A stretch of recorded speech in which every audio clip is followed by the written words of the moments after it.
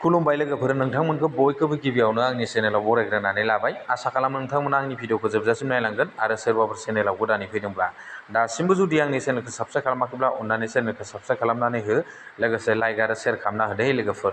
दिनै आं नोंथांमोनजों मोननैसो गोदान आपडेटनि सायाव सावरायगोन आरो लोगोफोर, जाहाथे नोंथांमोना बयबो भिडिअखौ जोबजासिम नायलाङो।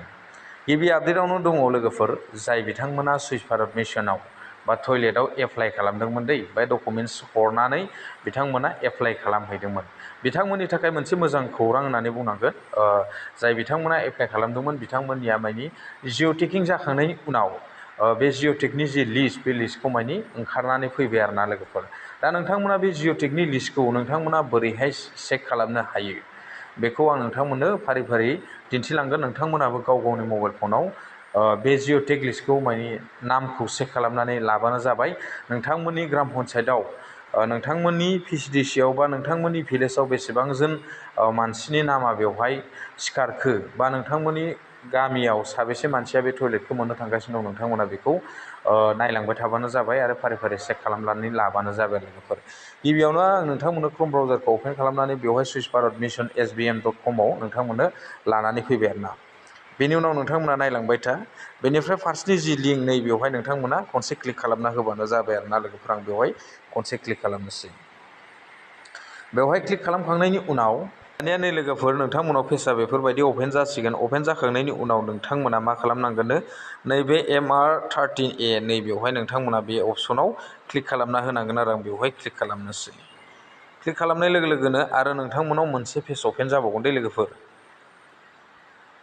नै दानिया नोंथांमोनाव बेफोरबायदि मानि स्टेटनि नामा बेवहाय अपेन जाबाय आरोना लोगोफोर। दानिया नोंथांमोना गाव गावनि स्टेटखौ सेलेक्ट खालामना लादो। आं बेवहाय आसामखौ सेलेक्ट खालामनोसै। नोंथांमोना नै 4 नाम्बाराव दं बेखौ सेलेक्ट खालामना लाबानो जाबाय। आं बेवहाय सेलेक्ट खालामनोसै। आसामखौ सेलेक्ट खालामखांनायनि उनाव नोंथांमोनाव आरो पेज मोनसे अपेन जाबावगोन। बेवहाय नोंथांमोना डिस्ट्रिक्टखौ सेलेक्ट खालामना लाबानो जाबाय। आं बेवहाय बाक्साखौ सेलेक्ट खालामना लानोसै। 2 नाम्बार दङ नालाय आं बाक्साखौ जास्ट मानि सेलेक्ट खालामनानै लाबाय आरोना लोगोफोर। सेलेक्ट खालामखांनानै लानायनि उनाव नोंथांमोननि आरो मोनसे पेज अपेन जाबावगोन, नोंथांमोननि ब्लक अफिसनि नाम, ब्लकनि नाम। बेवहाय नोंथांमोना ब्लकनि नामखौ बेवहाय सेलेक्ट खालामना लाबानो जाबाय। आं लास्टारनि 5 नाम्बारनिखौ सेलेक्ट खालामबाय। आं ब्लकखौ सेलेक्ट खालामबाय। ब्लकखौ सेलेक्ट खालामखांनायनि उनाव नोंथांमोननियाव दानिया मा जाबाय, नोंथांमोननि ब्लकआव बेसेबांजोन मानसिया बेवहाय जिअ'टेकिं खालामजाखो, बा नोंथांमोना टयलेटखौ मोननो थांगासिनो दं, बा सुइच भारत मिशननि जि लिट्रिनखौ नोंथांमोना मोननो थांगासिनो दं, बेवहाय नोंथांमोना नुनो मोनजोबगोन आरोना। बेवहाय नोंथांमोननि फारि फारि नै बेवहाय नोंथांमोननि गामि दङ लोगोफोर, नोंथांमोना बेखौ नायनानै ला। बेनिफ्राय नैबेवहाय नोंथांमोननि नैबेवहाय पन्सायतनि कड दं LGDनि माने कड दङ बेवहाय, नोंथांमोना बेखौ नायनानै ला। बेवहाय टटेल भिलेजआ बेसेबां दं नोंथांमोननि जि पिसिडिसिनि आन्दाराव बेवहाय गासिबो दंजोबो।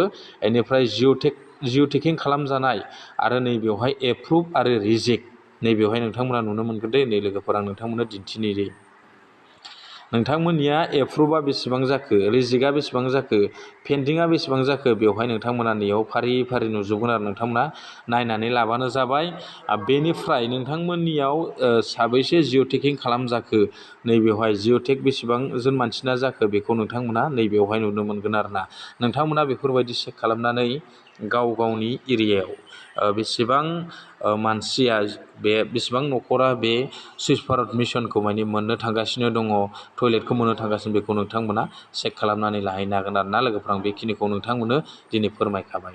नैथि आपडेटनि सायाव सावरायनोसैलाय लोगोफोर। नैथि आपडेटआनो जादों, जाय बिथांमोना थांनाय बोसोराव प्रधान मन्त्रि आवास योजनानि न'खौ मोनाखैमोन, गोदानै एप्लाइ खालामदोंमोन बिथांमोननिया मानि जिअ'टेक जानानै थाखाबायमोन, बिथांमोननि थाखाय मानि मोनसे मोजां खौरां होननानै बुंनांगोन आरोना। आसामाव सरखार गैयैखाय मानि बे प्रधान मन्त्रि आवास योजनानि न'खौ मानि मोननो हायाखैमोन।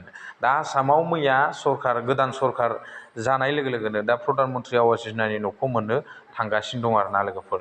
दा बेवहाय जाय बिथांमोना जिअ'टेकिं खालामजाबाय बिथांमोननि थाखाय नैबे 2026 आरो 2027नि गेजेराव मानि न'खौ मोननो हागोन आरो। दा बेजों लोगोसे जाय बिथांमोना थांनाय बोसोराव बे प्रधान मन्त्रि आवास योजनानि न'खौ मोनाखैमोन आरो माखासे खामानिखौ बिथांमोना मावनानै लायाखैमोन, बिथांमोना थाबैनो मावनानै लानाया मोजां लोगोफोर।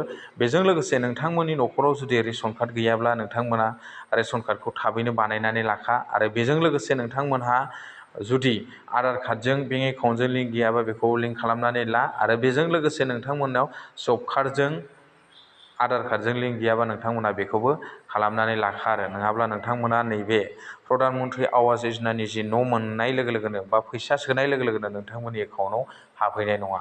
बेखायनो नोंथांमोना बेफोर खामानिखौ जुदि दासिमबो मावनानै लायाखैब्ला थाबैनो मावनानै लादो।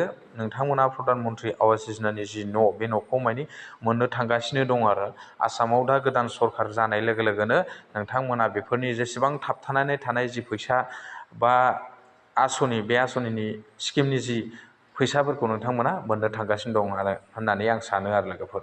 दा जिखियानो जाया दिनैनि आपडेटआ बेखिनियानोसै लोगोफोर। नेक्स्ट आपडेटआव लोगो मोनगोन। थेंक इउ, गोजोन्थों।